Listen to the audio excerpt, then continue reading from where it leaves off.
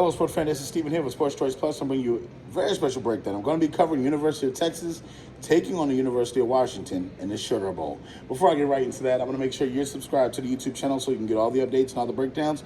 Without further ado, let's get right into it. We saw Texas have a pretty good season and only have one loss on their resume.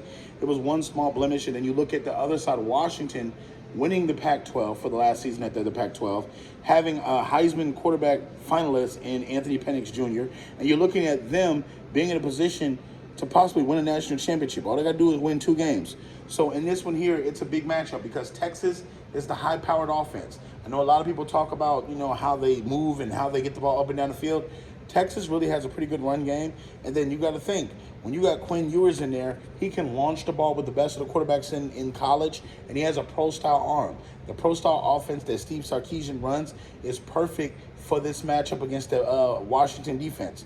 Washington has a couple of holes on their defense, don't get me wrong, but they still play defense, but it's not the effective defense where they're going to stop people or hold people from scoring. So I think that there's going to be a couple of matchups where Ewers has the opportunity to go deep.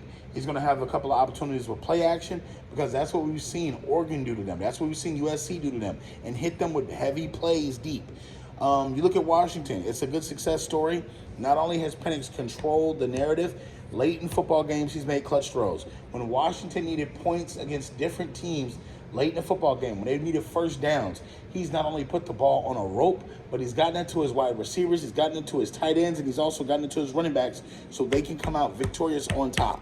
Penix is one of those guys that he doesn't waste a lot of opportunities, and he learns from his mistakes. Anytime you see him make a turnover, he comes back with a big play. Anytime you see him make a missed throw, he's firing off on the next play. So I think this is a tougher matchup. I think this is a very good matchup, but I am going to have to go with Texas on this one. I love the success story for Washington, but I feel like Texas is just more battle-tested. Texas beat Bama this year. They were able to physically enforce their will on Bama before Bama realized what was going on with their season.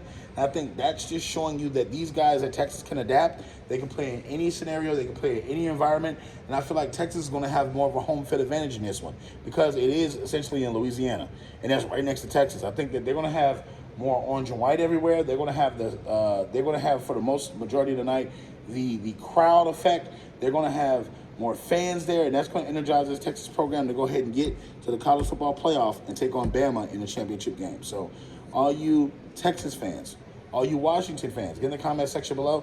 Definitely check out Sports Choice Plus, and we'll see you in the very next video.